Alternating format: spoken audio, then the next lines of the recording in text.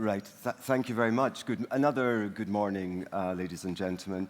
This is the session now on public-private partnerships and alliance against global warming. My name is Geoffrey Hamilton. I'm responsible for a program on public-private partnerships at the United Nations Economic Commission for Europe in Geneva. It's called the UNEC International Center of Excellence on public-private partnerships, and it develops the international public-private partnership standards to address the Sustainable Development Goals. I've actually worked in public-private partnerships since 1997. I've seen a rapid change and spread of public-private partnerships since that period. In 1997, public-private partnership word was not used. PPP word was not used. The word we used at that particular time was something called BOT, Build, Operate, Transfer. In fact, most people joked with me and said I was working for the Bank of Thailand, and I had to say to them, no. From that period, the PPP has spread. Our International Center of Excellence has tremendous support from France, from the government of France, Marc Frilay, the Law Policy and Institutions Center. We've got a center in Spain, a center in Morocco on renewable energy, Japan, and spreading now to China. So PPP has spread tremendously, and I'm delighted. I'm absolutely delighted that it is now underpinning as the preferential tool for the Sustainable Development Goals, as we heard from Amina Mohammed, who herself has done a magnificent job in getting the Sustainable Development Goals packaged and delivered. And she had a very, very good word to describe her sort of perception of PPP. And I think it's something that is a leitmotif that we should bear in mind. And the word was trust deficit. Trust deficit. Because frankly, all the meetings I've had as an expert on public-private, with due modesty, the word sustainable development in PPP is not linked. I literally have been on hundreds of conferences, and sustainable development in PPP is not linked. In fact, I was at the PPP Days Forum in April with a distinguished group of development banks, and with great respect to my colleague from the European Investment Bank, World Bank, EIB, EBRD, and so on, and I was the only one that mentioned sustainable development. It's not a word that is used in connection with PPP very much. So the question really we have, and the challenge, is how will the PPP model rise to the challenge of the Sustainable Development Goals and the importance which it has happened. Because it's absolutely critical that PPP, and absolutely certain that PPP is a tool for sustainable development to close the infrastructure gap. And we will and are developing the international standards to address this. The session is on an alliance against global warming, public-private partnerships, an alliance against global warming. Global warming is a very complex issue, but I hazard to suggest that of the two concepts, global warming and public-private partnerships, most people have today, and in our audience, slightly more confusion on what precisely public-private partnerships actually are. So the underlying questions I would like to posit right at the beginning of this session is, first, what are the public-private partnerships? Secondly, what are the ones that can really make a difference in the fight against global warming? And the third question is, how can we improve the delivery of public-private partnership at the local levels, emulating also UNMAS, which has actually been a pioneer in this area. Now, I have an extremely impressive panel before, very, very busy people.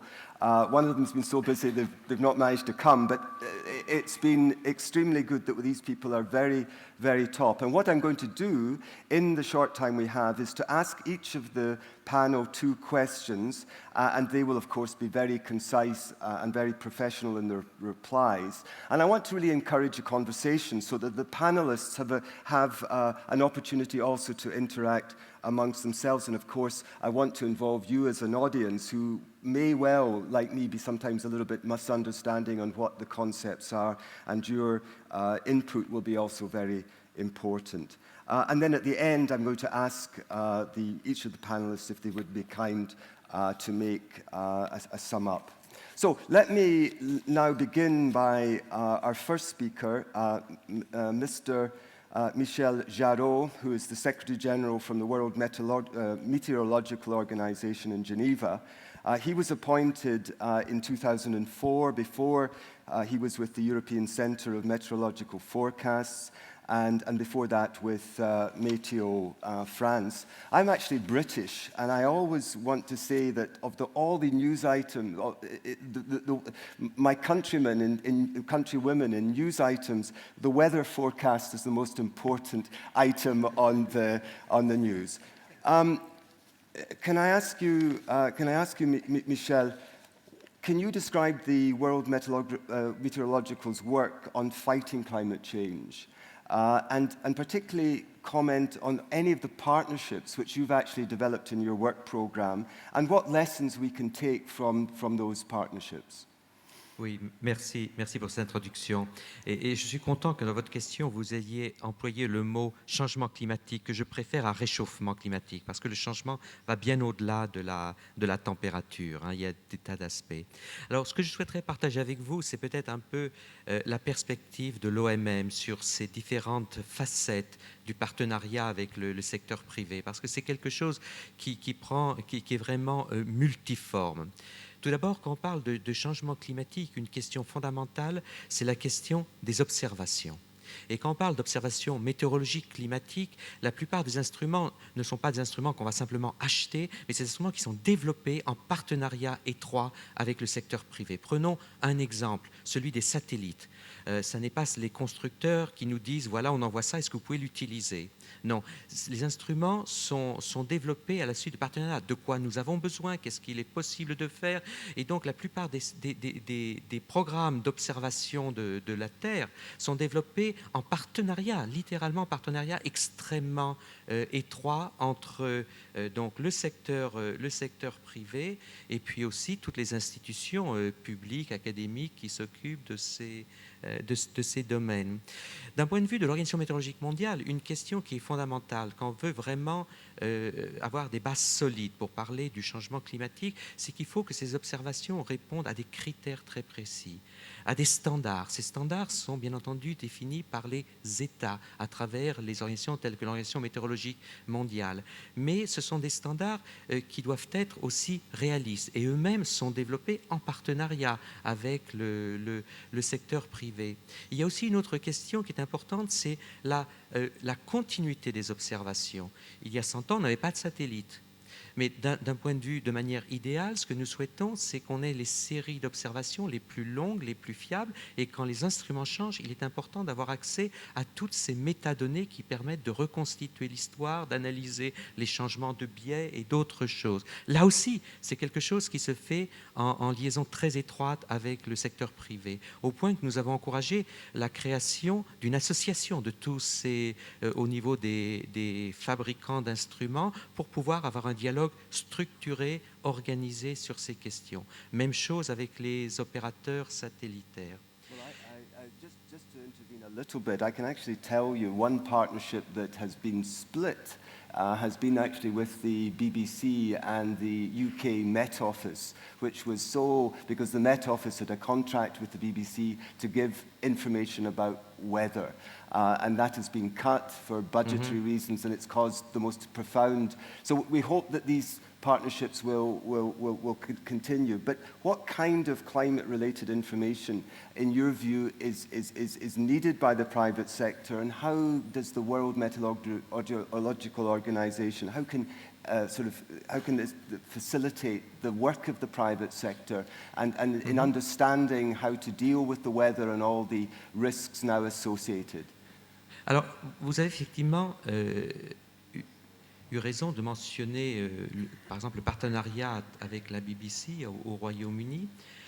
J'ai parlé des fabricants d'instruments et il y a une deuxième facette. La deuxième facette, c'est que le secteur privé, ses activités sont hautement dépendantes des conditions climatiques et donc vulnérables au changement climatique. Et donc c'est aussi un usager de ces questions. Mais c'est aussi tout un secteur qui peut contribuer, qui va contribuer à la lutte contre le réchauffement climatique à travers la modification de ces activités. Pour ça, il a besoin de règles qui soient clairement établies, de choses, d'une visibilité, que les règles soient les mêmes pour tous, et aussi d'avoir une visibilité à long terme, de telle sorte que vos investissements soient des investissements qui soient basés non pas sur les informations du passé, mais sur les scénarios futurs. Et ça, je crois que c'est quelque chose qui est un changement de paradigme qui est fondamental. La plupart des décisions, et je pense par exemple autrefois quand on construisait un barrage, c'était basé sur les statistiques des 50, 100 dernières années. Maintenant, c'est une information dont la valeur est en train de s'effondrer.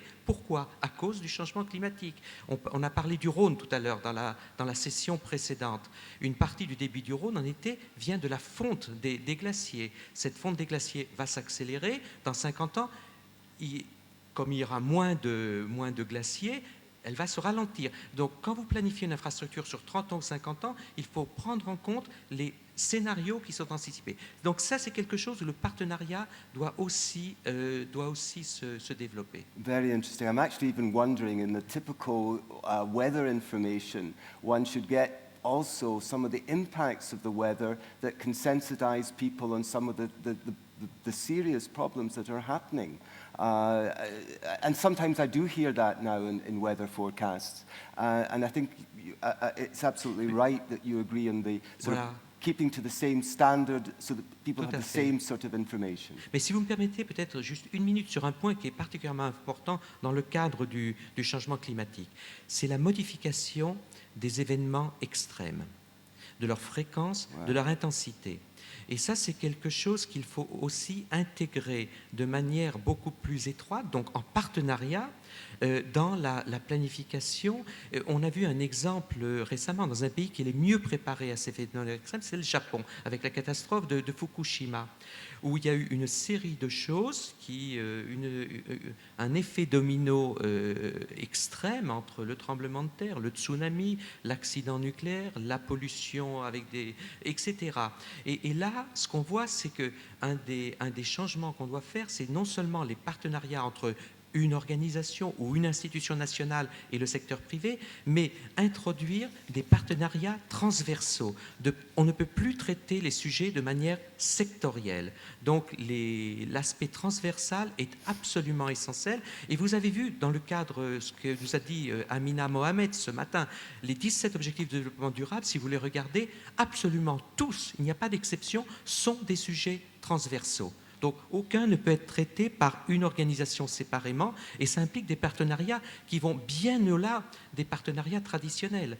Et le dernier point que je souhaite mentionner dans ce domaine, parce que je crois que c'est important, c'est que les organisations intergouvernementales, typiquement le système des Nations Unies, les organisations de type Bretton Woods, sont des institutions donc intergouvernementales où les États représentent tous les intérêts nationaux, y compris l'intérêt du secteur privé.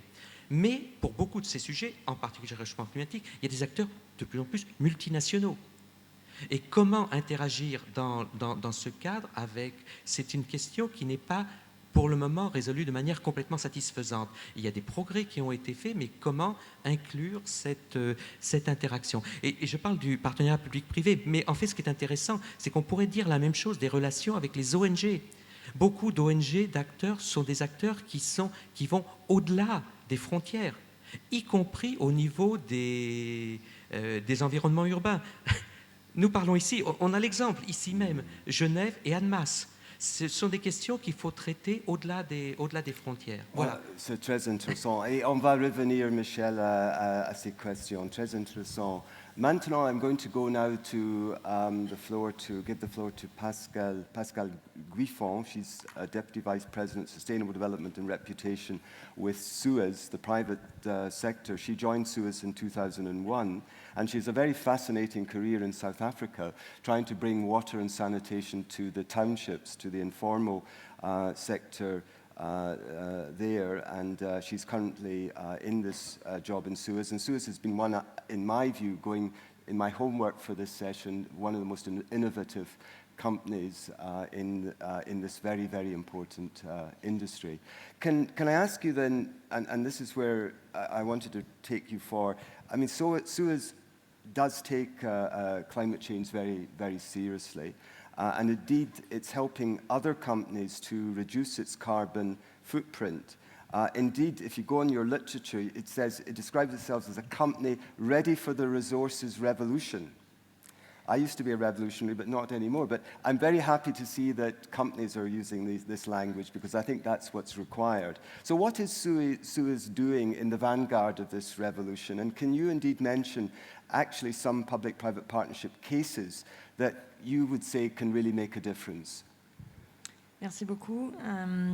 Donc rapidement, hein, Suez, vous l'avez présenté. Donc nous, on travaille on est une entreprise internationale qui travaille, on travaille sur deux sujets, les questions de l'eau et de l'assainissement et la question de la gestion des déchets, du recyclage et de la valorisation. Et sur cet enjeu du changement climatique, en fait, on s'aperçoit qu'il ne s'agit pas uniquement d'une question d'énergie, mais on parle bien aussi de pression et d'impact sur les ressources. En 2030, 40% de la population mondiale vivra dans des situations et dans des zones de stress hydrique. Donc, à ce titre, le travail que fait une entreprise comme la nôtre est important. Et de fait, cette conscience de la pression sur les ressources, cette conscience de l'impact du changement climatique nous amène à revoir aussi et doit s'accompagner d'un changement de nos modes de production, de nos modes de consommation. Et on doit aller vers un mode de production qui était jusqu'alors plutôt linéaire, avec finalement une prise en compte des impacts environnementaux assez faible, vers un modèle plus circulaire qui permette de limiter l'extraction des ressources premières naturelles, de diminuer la consommation d'énergie et aussi de diminuer la production de carbone. On estime... Hein, mais Pascal, si je voulais voir une étude de cas ou quelque chose, un projet concret, est-ce que vous avez des exemples à me montrer à Londres ou à n'importe quel? Est-ce que vous avez des choses qui vous dites, ah voilà, ça fait la grande différence, grand impact? Alors oui, j'en ai. Heureusement pour une entreprise, hein, sinon ça serait tout de même étonnant. Oui, j'en ai. Alors peut-être plusieurs choses. Une première chose, comment est-ce qu'on peut agir? On peut agir déjà sur l'amélioration de nos processus technologiques, de nos processus d'opération. Je vais vous prendre l'exemple de la station de Samra en Jordanie. C'est une station qui traite les eaux usées de plus de 2 millions d'habitants en Jordanie. Vous savez que la Jordanie était dans une situation aussi de stress hydrique important. Et en fait, cette station, elle est designée, ces processus sont designés pour valoriser l'ensemble des biogaz et pour être en capacité de produire 100% jusqu'à 100% de l'énergie dont elle a besoin. Donc ça veut dire que son empreinte énergétique, en fait, est pratiquement nulle, ce qui, dans un pays qui a de telles problématiques, est important. Donc ça, c'est un premier exemple. Je vais vous prendre un deuxième exemple. On développe dans le domaine de la recyclage et de la valorisation, dans le domaine des déchets, un certain nombre de technologies. Il y a un PPP qu'on a en cours en ce moment avec la municipalité de Montpellier, qui est en fait un PPP qui est de l'opération d'une station de biométhanisation qui s'appelle Améthyste, où en fait on arrive par la biométhanisation à produire de l'énergie, à peu près pour environ 600 000 habitants, produire de la chaleur pour environ 300 000 habitants, produire du compost, 33 000 tonnes de compost annuellement qui sont produits, donc qui peuvent être du compost normé qui peut être ensuite utilisé. Et enfin, le reste, je dirais la fraction des déchets qui ont une haute valeur calorifique peut être utilisée par des industriels comme des cimenteries, par exemple, et remplacer des énergies fossiles comme le charbon. Donc on est vraiment dans ce que je décrivais de l'économie circulaire, c'est-à-dire comment finalement on arrive à valoriser les déchets qui, jusqu'il y a peu, étaient... Est-ce qu'on peut maintenant tourner à vos partenariats, vos partenaires, et spécialement le gouvernement local, parce que ça, c'est un sujet très important. Est-ce qu'ils ont la capacité, à votre avis, de faire ces partenariats? Qu'est-ce qu'on peut faire pour encourager ces gouvernements locaux à faire plus? Alors, moi, je pense qu'il y a, sur ces questions de PPP, nous, on est évidemment toujours dans cet esprit du partenariat. Je pense que l'un des axes les plus importants, et on le voit notamment dans les objectifs du développement durable, c'est, le fait de mettre en place une gouvernance qui soit adaptée. Je vais vous donner un exemple qui touche d'ailleurs à l'accès à l'eau. On opère aujourd'hui à Mumbai, on travaille avec la municipalité de Mumbai pour améliorer l'accès à l'eau de millions de citoyens à Mumbai. Et la question qui se pose, puisqu'on a un projet spécifique pour les bidonvilles, la question qui se pose, qui est une question éminemment politique, c'est de dire quel quartier va bénéficier en premier de cette amélioration. Et ça, c'est une question très simple, mais c'est une question qui est assez compliquée à répondre. Et donc, pour pouvoir répondre à ça, il faut des structures de gouvernance qui soient des structures de gouvernance inclusives, qui incluent non seulement la municipalité, le donneur d'ordre, qui incluent l'opérateur, mais qui incluent aussi les acteurs qui, depuis de nombreuses années, travaillent sur ces projets. Et en l'occurrence, il y a de nombreux acteurs de la société civile, mais aussi des universités. Alors, vous dites à ces gouvernements, il faut impliquer aussi les citoyens, les consommateurs de votre service. Mais qu'est-ce que vous avez quand vous avez un problème de prix? Si vous voulez donner un prix pour les consommateurs, et si ça risque d'être à nouveau très haut, est-ce que le gouvernement va faire des objections? Ou qu'est-ce que vous traitez le sujet de prix de l'eau que vous donnez à ces citoyens pauvres à Mumbai?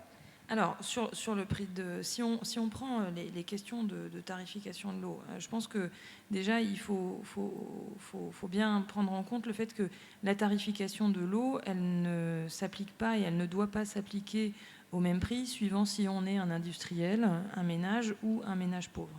Et aujourd'hui, dans de nombreux contrats que l'on peut avoir, soit au Chili, que ce soit en Colombie ou que ce soit en France, on est en capacité avec les autorités locales, puisque c'est toujours elles qui fixent le tarif, de définir des tarifs qui soient adaptés suivant les besoins, à la fois les besoins de réduction de consommation d'eau, parce que je le répète, la prétention sur les ressources est aussi un élément important à prendre en compte, et à la fois des éléments d'équité, c'est-à-dire d'accessibilité à ce tarif pour des populations qui sont plutôt précaires. Very good, thank you. Well, I can, hearing you, Pascal, and maybe I hope people might agree with me, but I'm going to allow people to maybe disagree with Pascal, but I see you very much in the vanguard of a very important revolution. Let me turn now to Gilbert Probst, who's the managing director of the Leadership Office Academic Affairs at the World Economic Forum, and he's co-founder of the PPP Research Center at the University of Geneva.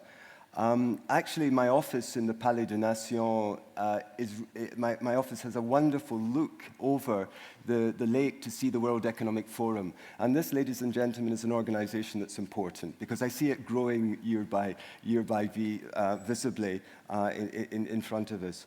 The World Economic Forum is a broker to develop partnerships to address climate change. Can you describe this role in detail, Gilbert, and what has been the impact of these partnerships? Thank you. Well, actually, I thought that he will say that we have much nicer offices, but that's true. The view is much better. Just to make one thing clear, the World Economic Forum is not only doing or working in climate change or global warming. This is just a very small topic. It is also not just Davos. For most people probably only know that we are at Davos. So it is really a multi-stakeholder organization, and I think that's where it starts. It is not only public-private in a narrow sense, but it's really multi-stakeholder, including civil society and so on. The idea behind this is that we really care about global challenges calling for sustainable development or for sustainable solutions. And I say this, so topics are like poverty, global warming or rather climate change, water shortages. So that's one of the big topics that we deal with, and we have a whole team working with the companies, but also with the governments. Then pandemics, social unrest, financial systems, or so equitable finance systems, or internet governance, or global crime and anti-corruption. So these are typical topics, and where these topics, what they have in common is that they need the joining of forces of all the partners. So these are all, I guess, and I think that that's where we really feel and discover is that one alone cannot tackle these problems. One alone cannot solve the problems. And you really have to include, in general, these are like meta problems, you have to include all the different dimensions. So our role is to a public-private in the sense of collaborative, to create a collaborative advantage. Now this sounds a bit strange, and that's maybe even so the most fascinating, but at the same time also frustrating thing. We are a broker in that sense. So we bring people to the table. We bring people to really get together, work together. And when I say we bring it, we almost force actually the stakeholders to collaborate.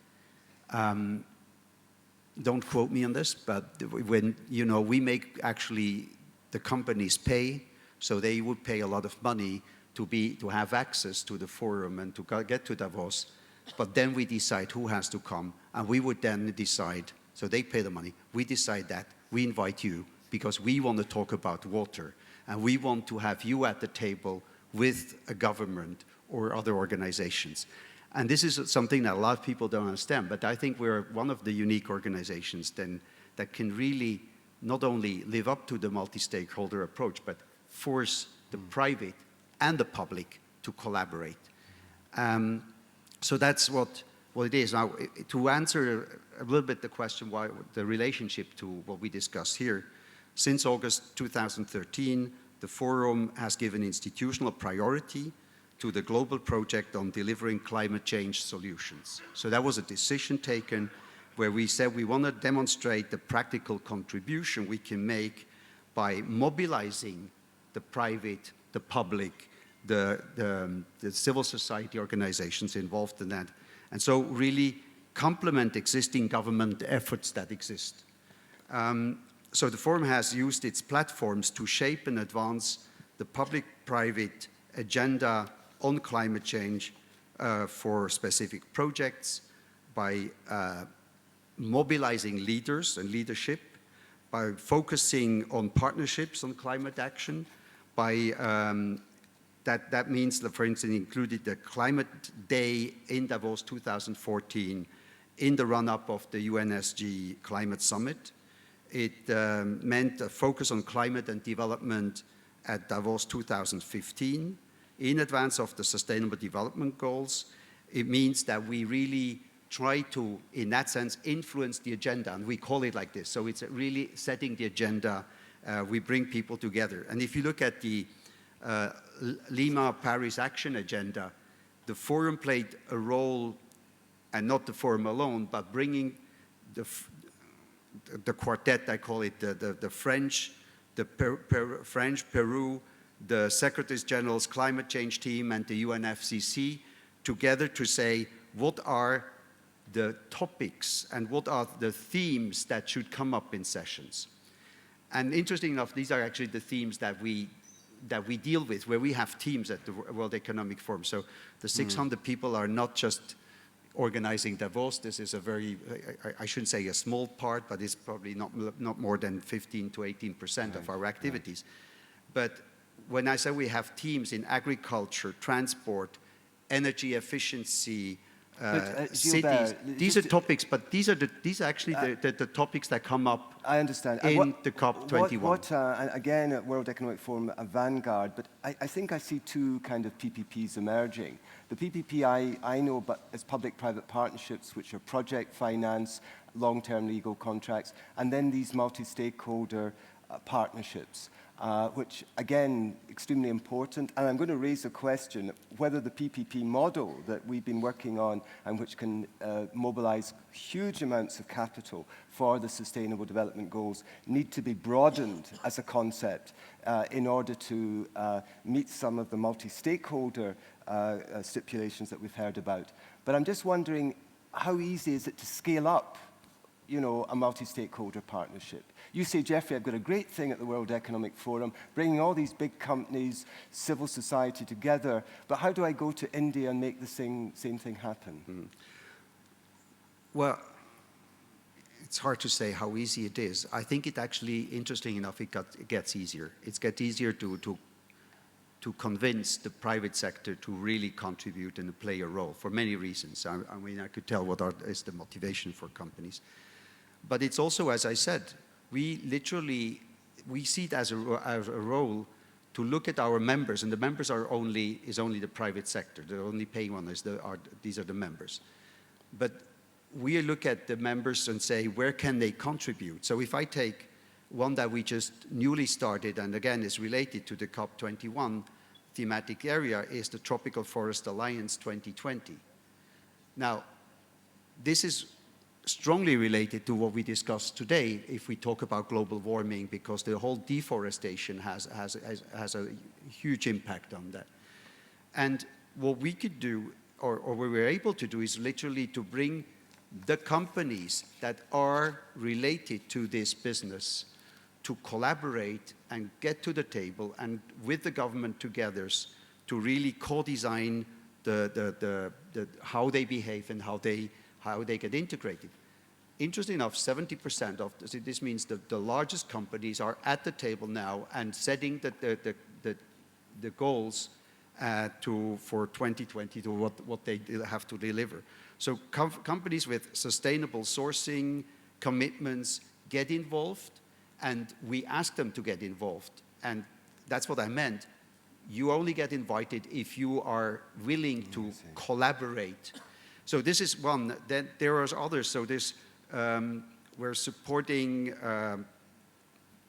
the whole climate carbon risks discussion, where we try to have the whole measurement, the company level stress tests, the disclosure and sovereign risk reduction. So this is one.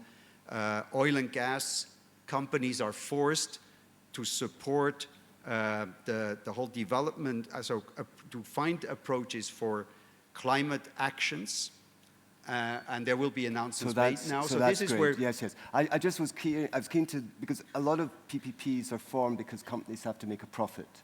And actually that leads us on a little bit, and I'm very happy that we have a representative from a financial community, because these are actually the organizations that count. Only Henry Marty Jauquier, who's from the European Investment Bank, has very kindly agreed to join our group, and we're very grateful, Henry, to have you here. And in our discussions prior to this meeting, you said, Jeffrey, this is not a problem of liquidity. There is money out there, but what is lacking is actually the bankable projects that governments can deliver so that we can fund. And I thought that was extremely interesting. Can you give us some good examples of PPP where the European Investment Bank has provided part of the financing, because I believe you're a kind of catalyzer of other private financiers, that have been sort of the best practices for sustainable development, and which could be considered as models that we could replicate by particularly local governments? Merci. Tout d'abord, peut-être deux propos liminaires. La Banque européenne d'investissement, c'est l'institution financière de l'Union européenne. C'est un banquier public. Sa fonction, pour faire simple, c'est d'être un orientateur et un transformateur d'épargne. Nous prenons l'argent là où il est disponible, c'est-à-dire sur les marchés des capitaux, et nous l'orientons vers les priorités de l'Union européenne, à l'intérieur de l'Union européenne, à l'extérieur de l'Union européenne, dans les 128 pays partenaires de l'Union européenne, et éventuellement nous la transformons en termes de taux, en termes de durée, en termes de monnaie, etc. etc. Bon. Deuxième remarque, vous avez dit à juste titre, on manque de projets, mais on manque souvent de projets, non pas parce qu'on manque de besoins à couvrir, on manque de projets parce que souvent on manque de gouvernance, on manque de vision, etc. Et alors, rappelons tout de même que le changement climatique, c'est en fait trois choses, trois secteurs. Le premier, c'est la transition énergétique, c'est-à-dire la création d'énergie renouvelable, donc passer à une énergie non carbone, mais c'est surtout de l'économie d'énergie. Hein, c'est de l'efficacité énergétique. Le deuxième secteur, puisque globalement dans le monde développé, on vit à 75% en ville, et dans le monde en voie de développement, on vit de plus en plus en ville. Le deuxième secteur, c'est le développement urbain durable. Et le troisième secteur, c'est, comme l'a souligné l'intervenante de Suez, c'est la gestion de la ressource. C'est-à-dire éviter la pollution, valoriser ce qui a été pollué pour le transformer, etc., etc. Bon. Alors, pour vous donner quelques idées, si vous voulez, de partenariats publics-privés que nous avons financés et que nous considérons comme étant un succès, ce qui ne veut pas dire que ce soit toujours transposable, parce qu'il y a une infinité de contrats de partenariats publics-privés, et ce qui a marché en Jordanie ne marchera peut-être pas au Kenya, ou marchera à Londres, ou ne marchera pas à Paris. Bon. Dans le domaine, disons, de la production d'énergie renouvelable, c'est la ferme solaire, par exemple, du Lake Turkana au Kenya. C'est les 3 centrales de solaire concentré du Maroc, de Ouarzazate, d'autres choses de cet ordre. Dans le domaine de l'urbain, c'est par exemple le London Green Fund, qui est un fonds de développement social urbain, c'est-à-dire en fait la BUI prend une participation dans le capital d'un fonds de développement social urbain qui catalyse d'autres souscripteurs au capital qui eux-mêmes vont investir dans des schémas publics ou privés, en l'occurrence de gestion de l'environnement, de valorisation du déchet sous forme par exemple de biogaz ou sous forme de chaleur qui va ensuite servir à des systèmes de chaleur collective ou sous forme de recyclage. Et donc, si vous voulez, avec une souscription de 100 millions de livres en quasi-equity de la part de la BEI, on a catalysé à peu près 400 millions de livres sterling de capital dans un fonds de développement social urbain qui fait vivre, si vous voulez, le traitement de 2,8 millions de tonnes de déchets, la valorisation électrique, etc., etc. Donc, vous voyez, si vous voulez, il y a toutes sortes de, Fantastique. de formes de contrats publics. Très bien. Je vais poser une autre question, mais avant, je voudrais que peut-être l'audience va préparer une question à nos invités. Mais what can be done on these individual projects that we can really scale up? Because this is what the Sustainable Development Goals is about, to set this colossally ambitious target with a huge capital requirement. So it's not just 1, 2, 3 projects, it's got to be these massive amounts of projects. How can we scale up to make the impact achievable? Alors, dans votre question, il y a 2 questions. La première, qui est celle qui, moi, en tant que financier, m'intéresse le plus, c'est comment est-ce que l'on ramène l'investisseur privé, c'est-à-dire celui qui détient la masse financière. Ce n'est pas les États qui détiennent la masse financière. Ce n'est pas les États qui, avec l'aide publique au développement, peuvent changer. Hein, ce qui importe, c'est celui qui a épargné, qui cherche à investir et qu'on l'amène à investir dans des choses utiles, en l'occurrence la prévention du changement climatique. Donc ça, c'est le premier point. Et ensuite, individuellement, projet par projet, comment est-ce qu'on renforce le contenu climatique, on va dire, de tous les projets? Parce qu'encore une fois, chaque projet est multifacette. Il fait changement climatique, mais il fait développement urbain, il fait transport et changement, mais efficacité énergétique, etc., etc.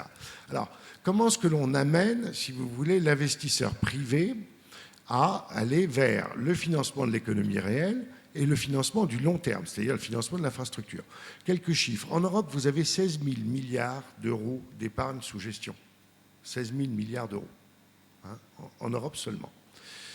Dans le monde, c'est infiniment plus. Vous avez en Europe un besoin d'investissement pour les infrastructures de changement climatique, c'est-à-dire efficacité énergétique, énergie renouvelable, etc., développement urbain, qui est grosso modo de 4 000 milliards d'euros à faire en 30 ans. Donc vous voyez que c'est très faisable. Vous avez d'un côté 16 000 milliards d'euros, de l'autre côté 4 000 milliards. Donc c'est très faisable. Le seul problème, c'est que naturellement, il n'y a que 1% de l'épargne sous gestion en Europe qui va vers ce genre de projet. Donc l'enjeu, c'est de changer ce chiffre-là, si vous voulez, Ok. de passer de 1 à 3, 4 ou 5%. D'accord. Alors pour ça, il y a plusieurs choses. Si vous m'accordez encore quelques secondes, le PPP peut être une option pour ça, parce que le PPP a, je dirais, 4 caractéristiques. Si tout le monde veut jouer le jeu, sans rentrer trop dans le détail.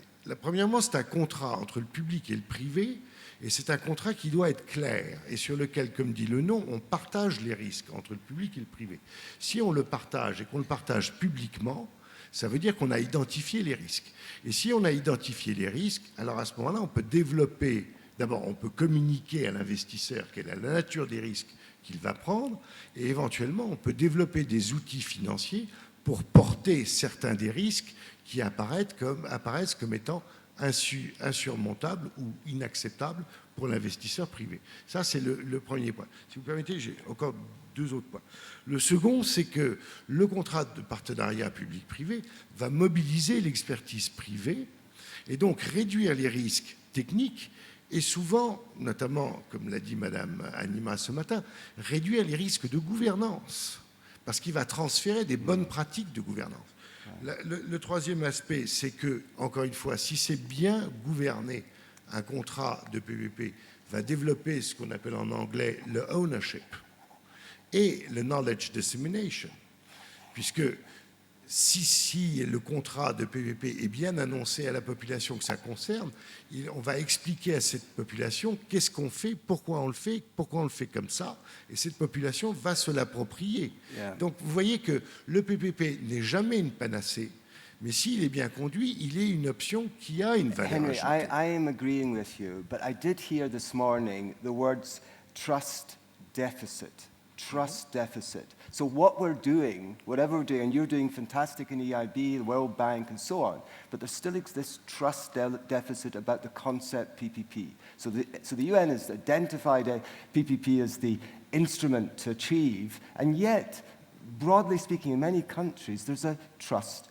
deficit. How do we, well, maybe for each of the speakers, but before I go on, and maybe I move on here because I'm getting a little bit provocative, would any of the audience like to ask yes, this nice lady over, just over here. Well, I think we need a microphone to ask you a question. Maybe while a microphone is got to this lady, I could ask this question. We've got the UN on one side with all the sustainable development goals and so on. Am I saying that the multilateral development banks and the other financiers are in a different camp, in a different world, doing PPP for financial reasons? Do you see this division between the UN and the multilateral development banks? Non, personnellement, je ne la vois pas. L'UN a pour fonction de fixer un objectif et de fixer des voies de mobilisation à l'échelle mondiale. L'Union européenne elle-même est probablement la région du monde, l'Union européenne au sens large, c'est-à-dire l'espace économique européen et les pays du voisinage, est probablement la partie du monde qui a la politique la plus affirmée et la plus proactive en matière de climat. Mais tout ça, ça ne résout pas le problème. Moi, mon rôle en tant que financier, il est... So you don't think we're resolving the problem by identifying what it is? Je veux dire, on ne peut pas résoudre un problème qu'on ne connaît pas. Donc, de ce point de vue-là, l'action des Nations Unies est absolument essentielle puisqu'elle caractérise le problème. Elle donne des chiffres, elle explique quels sont les problèmes, etc. Development banks really aware about, for example, that last month the Sustainable Development Goals were adopted? Quand on vient au deuxième niveau, je vous ai parlé de l'intérêt des PPP, je viens au deuxième niveau, projet par projet, on intègre du climate change partout. C'est-à-dire que tous les composants d'un projet qu'on va financer, on veut le regarder au prisme du climate change, mais au prisme financier, au prisme technique, au prisme commercial, etc. Mais on met du climate change partout. Deuxièmement, on va mettre en place une trilogie que j'appellerais en bon français lending, blending, advising. C'est-à-dire qu'on ne fait pas que prêter, et pour prêter à ce genre de projet, nous avons 6 produits financiers différents. Je ne vais pas vous embêter avec ça, sauf si ça vous intéresse réellement, mais qui vont de la finance normale jusqu'à la finance avec concession, de façon à justement porter le risque, atténuer le risque, le faire accepter par l'investisseur privé, etc., etc. Mais il n'y a pas que les produits financiers. Nous avons du blending avec des ressources budgétaires qui nous viennent de nos États membres ou du budget européen, justement pour adoucir soit le risque sous forme de garantie, etc., soit tout simplement pour porter ce qui relève de la responsabilité publique, ou qui relève d'une technologie qui n'est pour l'instant pas encore affirmée. Et enfin, nous avons advising, qui est d'aller notamment au niveau de la gouvernance publique, expliquer aux autorités locales ou nationales comment on monte bien un projet. Well, I was on a panel a few months ago, and the World Bank representative said, you're talking about the World Bank's Sustainable Development Goals there, but let's not get into too much there. But the lady who was about to speak but didn't have the mic, yes, you have it now. Please. Thank you. My name is Mariana Silva. I'm an infrastructure finance specialist at the International Institute for Sustainable Development. Lack of finance is often pointed out as the main barrier for infrastructure financing. But nevertheless, with their current low interest rate scenario, there's certainly institutional capital waiting on the sidelines to secure a deal and waiting for a bankable project. My question is for Mr. Harry. I know the European Investment Bank has a project bond initiative who is looking at innovative financial instruments to attract institutional investment into infrastructure. Could this be a valuable financing tool for PPPs? What has been the experience so far? Alors, le Project Bond Initiative, en fait, consiste à faire une contre-garantie à quelqu'un qui emprunte sur les marchés des capitaux. Donc, il ne va pas emprunter auprès de la banque, il va emprunter directement sur les marchés des capitaux. Mais la BEI, en tant que prêteur potentiel, vient lui accorder une garantie, alors je m'excuse, mais virtuelle ou réelle, sur son émission, de façon à ce que son credit rating va remonter, et donc il va payer son émission moins cher. C'est un des 6 produits que j'évoquais tout à l'heure. Il y en a beaucoup d'autres, il y en a 5 autres. Il y a plusieurs façons, si vous voulez, de renforcer l'orientation de l'investissement privé vers les projets de climate change. Celui-là en est un. Il est très sophistiqué et il s'adresse qu'à des infrastructures en concession, avec un financement à travers les marchés des capitaux, etc. Donc, c'est un outil très, très spécifique. Pour vous donner une idée, il a quand même permis la création de projets pour une valeur de plus de 4 milliards d'euros depuis les 2 dernières années. Donc, ça n'est pas sans intérêt. Et il y a d'autres façons de le faire. Par exemple, lorsque la BEI emprunte sur les marchés des capitaux avec ce qu'on appelle des Climate Awareness Bonds, ou ce que la Banque mondiale appelle des Green Bonds. C'est-à-dire que nous levons de l'argent auprès d'investisseurs qui s'intéressent au changement climatique ou à la protection de l'environnement, et on leur dit, nous n'utiliserons votre argent que pour des projets en faveur de l'environnement ou du climate change. Et on s'engage à vous faire un reporting. Voilà, ça c'est une autre façon de le faire. I think that's very good, and I'm sorry about pushing it. I just know that in some of the development banks, it's much easier to lend to projects backed by sovereign guarantee than PPP. The bankers clearly are looking for, for the fees related to the projects, and it's difficult to take forward. I would argue an SDG agenda that's been set. But can I get to Gilbert a little bit now, because you had a question or a reply. Can I reply to the question you asked before that I think is important, like scaling up? Because I think one thing that is relatively easy today is to see the private sector has a role to scale up in a PPP by helping, because they have all the distribution ability and they know how to leverage the management skills, etc. But I think we need to think much more in the future of really scaling up in a different way, that it is not a PPP with like one organization with a government, but the problems we talk about really needs a scaling up where you have a whole industry. And that's why I used the Tropical Forest Alliance. You can only fight this if you know that 12% of the greenhouse gas emissions come from deforestation. You cannot go and work with one company, you have to work with the industry. And that's why, for me, it is so much important to really have industries involved. And by the way, you say trust. I think the trust deficit gets actually better. At least on the private sector, I see that there's more and more reason to go into PPPs. A, because there's a necessity, simply because you are forced by investors, shareholders, stakeholders, the government requirements.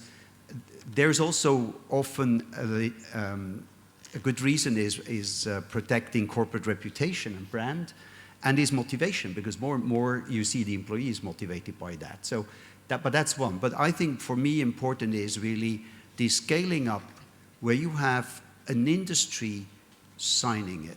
And I don't want to take the climate change, but I give you an example because I just wrote a case on this. I told you we fight corruption. We have an organization. We try actually to really get the companies to sign in anti-corruption. So it's a partnership. A huge issue. And why is this so important? The scaling up, it only works. You cannot go and negotiate with one company alone. You need you need that the major players in a sector cooperate. And the example is ABB. If ABB says, well, we don't do the business, and I'm a business professor, so you hear me. But if you ask ABB employees not to do a deal because there is corruption included, well, they know that Siemens or GE is making the business. You need to add. That's why you need the people at the table. One of our standards is on zero tolerance to corruption in PPP, which is very, very important. I'm going to do one thing, though. Could I start with you, Michel? And I think we're now coming to the end of our time, but I'd like the wonderful panelists here to have an opportunity, and Henry, you could maybe make your summing up here. Just a couple of minutes, what you feel have been the key salient points from the panel session, Michel. Actually, with your permission, I would like to do something different.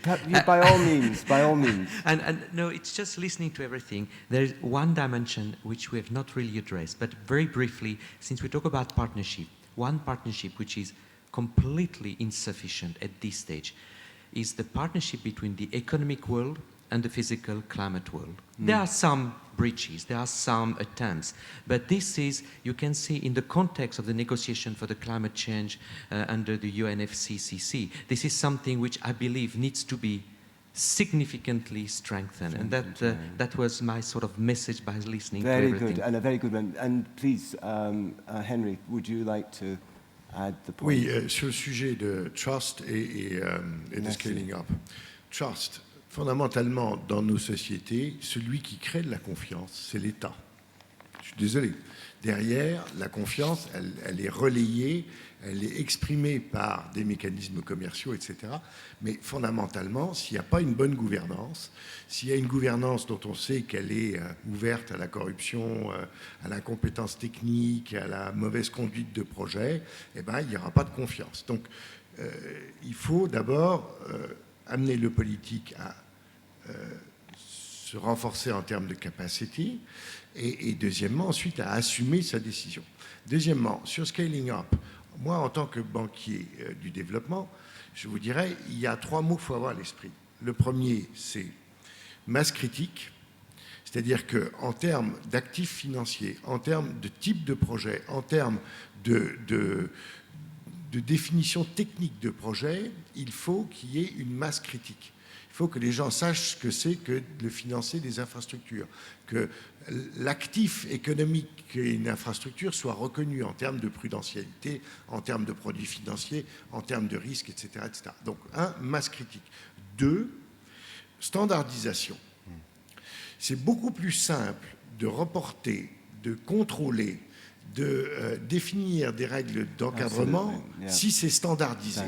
Et beaucoup des projets dont nous parlons peuvent être standardisés et peuvent être expliqués par des systèmes de reporting qui utilisent les mêmes standards et les mêmes notions. Ça, c'est quelque chose sur lequel on travaille tous beaucoup, mais qui n'est pas encore achevé dans le domaine du climate change et qui est essentiel pour créer la confiance. Donc, standardisation et troisièmement, évidemment, transparence. C'est-à-dire que tout le monde rapporte qu'est-ce que j'ai fait pour le climate change, qu'est-ce que j'ai fait pour l'efficacité énergétique, etc., etc. Et encore une fois, dans des termes qui soient standardisés, de façon à ce qu'on puisse comparer la BUI avec la BERD, avec la Banque mondiale, avec la Banque africaine, la Banque islamique, mais qu'on puisse aussi comparer Suez avec je ne sais pas qui, Veolia ou Transdev, etc. etc. Very good. Pascal, please. Moi, je voulais juste revenir finalement, pour moi, hein, dans les PPP, là on parle d'objectifs du développement durable, on parle des enjeux de réchauffement climatique, et si on veut vraiment que les PPP répondent à ces enjeux, eh bien, il faut qu'à l'intérieur des contrats, il y ait des objectifs clairs qui soient demandés aux entreprises pour répondre à ces enjeux. On a des ODD qui ont été fixés sur un certain nombre de sujets. Les PPP doivent aussi, dans les objectifs donnés aux entreprises par les États, refléter ça et ensuite mettre en place des mesures, vous le disiez, de reporting et de transparence sur ce qui est fait. Pour autant, je pense que dans le mot partenariat public-privé, il y a un mot extrêmement important qui est partenariat. Ça veut dire que les objectifs qu'on se fixe ensemble, on les réalise ensemble et on les réalise non seulement avec l'État et les entreprises, mais aussi avec les acteurs du territoire. Encore une fois, il ne faut pas les oublier. Je pense que, vous l'avez dit, la gouvernance, les enjeux d'accountability, de reporting, etc., ne se font pas uniquement dans un face-à-face. Et nous, on le vit tous les jours. Et il me semble important de le dire.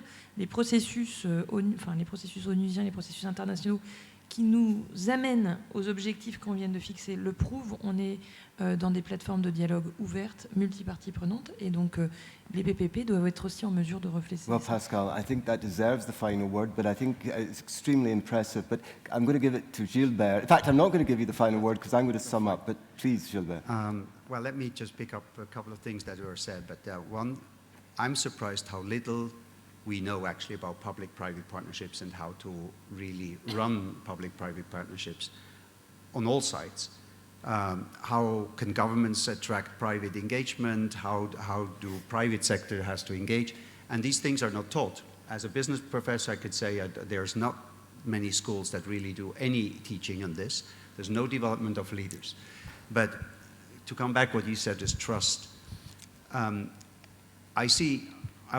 on one way positive that there's more and more trust, or at least more and more interest, let me call it like this, into public-private partnerships. Let me say also that often we are not talking about public-private partnerships because most of the things I see is contracting out, where government just contracts out and calls it public-private partnership, but it isn't. Public-private partnerships is really that we collaborate, and that means you are contributing all to solving a problem. That is, you're active, you're not contracting out. But trust is really an issue, and what you said is maybe the most important, that we start to create again trust and transparency, building, say, what kind of problem we have and we are going to solve. And I say this because it's incredible how low the trust in leaders in general is. The studies show that 80% of the population everywhere in the world, including Latin America or China or Europe or the US, do not trust leaders. Well, and the least the government, then a little bit better is the private sector, and then the NGOs, the not-for-profit organizations are the top, but still 70% don't trust them. And creating trust can only come if we are clear and we put the fish on the table, why we have, what kind of problems we have, how we be transparent, how you want to solve it, how much you can really solve, and be active and do what you say.